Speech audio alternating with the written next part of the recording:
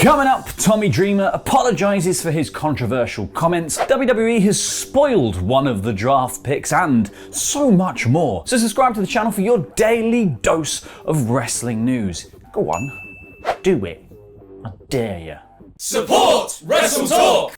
Now, it's safe to say that Tommy Dreamer has been having a mare the last few days after comments he made defending allegations against Ric Flair during the infamous plane ride from hell aired on Dark Side of the Ring. Dreamer chalked the allegations of sexual harassment levelled against Flair by flight attendant Heidi Doyle to everyone getting offended by everything these days. The idiot, and got himself indefinitely suspended from Impact Wrestling for his troubles. Dreamer later took to Twitter to apologise for his comments, saying, "Regarding my comments made on Dark Side of the Ring, it was never my intention to offend, hurt or victim shame anyone. I understand my comments were insensitive and can trigger emotions in someone's own personal past. I do not condone sexual misconduct of any kind. I apologise to anyone I offended from the bottom of my heart.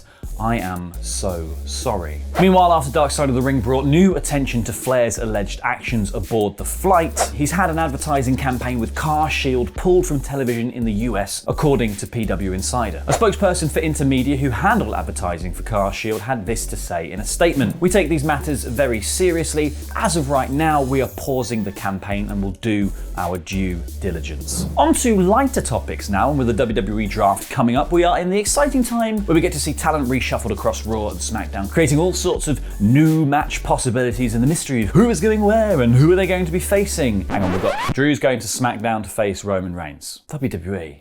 Guys! Because Wrestling News tweeted to say that Roman Reigns vs Drew McIntyre is already being advertised locally in Baltimore for the October 1st edition of SmackDown, which is the first night of the draft. So the rumours of Drew switching brands appear to be true. The advert also explicitly states that it will be for the Universal Champion, which really takes some of the wind out of the Demon's sails for Extreme Rules this weekend, doesn't it? Meanwhile, WWE have narrowly avoided another day in court because a trial arranged for September 2021 over the use of Randy Orton's tattoos in the WWE 2K games has now been pushed back to January 2022, according to PW Insider. The story is that in April 2018, Orton's tattoo artist Catherine Alexander filed a lawsuit against WWE, Take-Two Interactive Software Inc., 2K Games Inc., 2K Sports Inc., Visual Concepts Entertainment, Ukes and Ukes LA for including her tattoo work on their in-game model of Randy Orton without her permission. Now, the trial date for this has already been pushed back from June 2020 to February 2021 to September and now January 2022. And the question of whether tattoo art in video games falls under copyright law when licensing the likeness of a famous person is one which has gone on for some time and one which 2K has previously fought legal cases against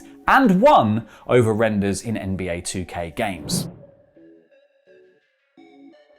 Now, before we crack on, we just need to thank the Vindicator, Finn Brennan, for their support on Patreon. Now, with WWE letting so many people go this year, it's kind of crazy to think that there are still people on the roster who are not being used for whatever reason. And one of those people is Mia Yim, formerly Retribution's Reckoning, who last wrestled in December 2020 on an episode of Main Event in a match against Nikki Cross. Now, she hasn't appeared on any WWE programming since the faction broke up back in March. On Twitter, Yim offered up a clarification on her WWE status, saying, "I'm not injured." So clearly some other reason is keeping her off TV, and my bet is that they don't know what to do with her, because every pitch meeting probably goes like, "We'll name her Redemption and we'll put her in a mask." Oh no, we did that already. Well, how about we name her Reclamation? We put her in some sort of face covering.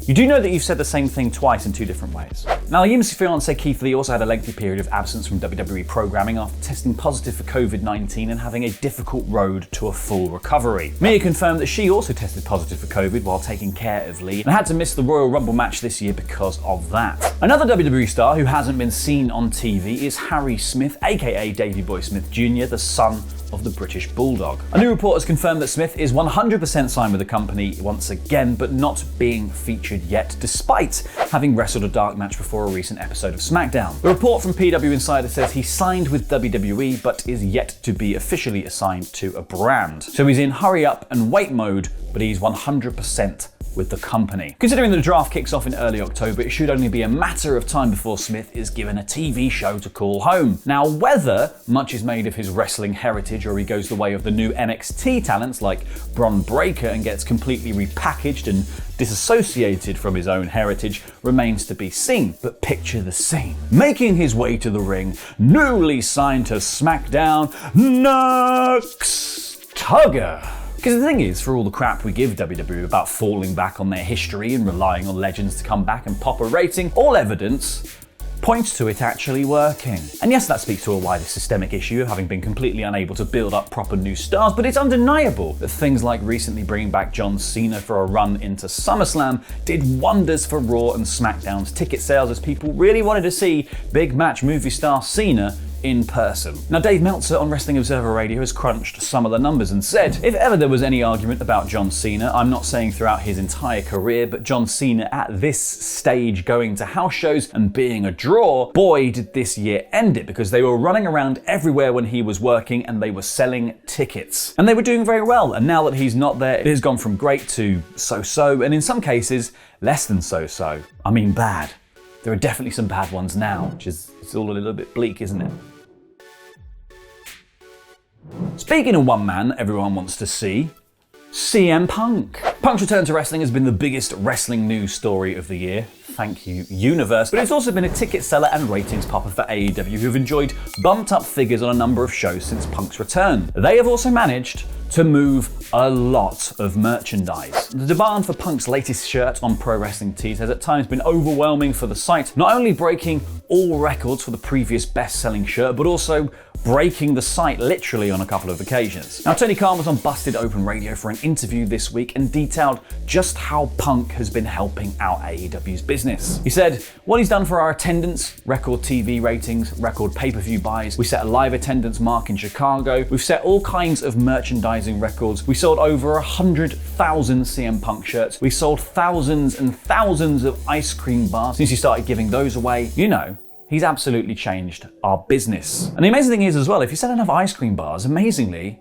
everyone's going to need a new t-shirt and a size up. It's just a sort of self-fulfilling business prophecy. Let's talk about Gable Steveson now, the Olympic gold medalist who recently confirmed that he has signed with WWE on an exclusive agreement. At the time of the announcement, Steveson called his signing a dream come true, but now speaking with Ariel Helwani on the MMA Hour, Steveson has given some more detail as to the inspirations that powered his decision to sign with WWE. He said, besides talking to guys like Lesnar and Triple H and such, I actually haven't talked to another collegiate wrestler in WWE. Brock was a good part of the decision because the Brock-Lesnar path, like we talked about. He started with WWE and went to the NFL, made it to the final stages of being on the team, then went to UFC. So I mean, the Brock Lesnar route is helpful for me, and I want to pave my own way and have my own destiny. He was a big help in this, and it was cool that he gave me some guidance. Brock's advice was probably, get yourself a ponytail, fella. People seem to really dig that now. Now, before we get out of here, let's very quickly talk about Impact, who may have made some moves in order to get some new signings. For one, the company a while ago expressed a bunch of interest in former NXT UK star Killer Kelly, who wrestled for them in late 2020, but struggled to get back into the US with the whole flights fiasco this year, so hasn't wrestled for them since. Fightful Select are currently reporting that Kelly is in the US, though she wasn't at the current round of Impact tapings, so we'll have to see if they're still keen on her in the future. Fightful have also been reporting on the recent round of tapings ahead of Bound for Glory and noted that Christopher Daniels, who last wrestled for the company in 2014, was backstage. No confirmation has come through though as to whether Daniels is expected to wrestle for Impact, so we'll have to wait and see on that. Now, another face at the tapings was Alex Zane, the former Ari Sterling of WWE 205 Live fame, who was released on August 6th alongside the likes of Bronson Reed and Bobby Fish. Fightful said that Zane is set to appear on Impact programming in the near future, though it wasn't specified whether or not Zane has officially signed a deal with the company or whether this is just a sort of one-time thing.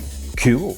Genius who knows a good thing when he sees it and knows when to buy it. Hulk Hogan, raiding the territories, etc., etc. But the more you read up on the early days of some of WWE's biggest stars, the more you realize Vince might just be the luckiest man in wrestling history. I'm Adam, hailing from Parts Unknown, and here are 10 wrestlers Vince McMahon initially hated.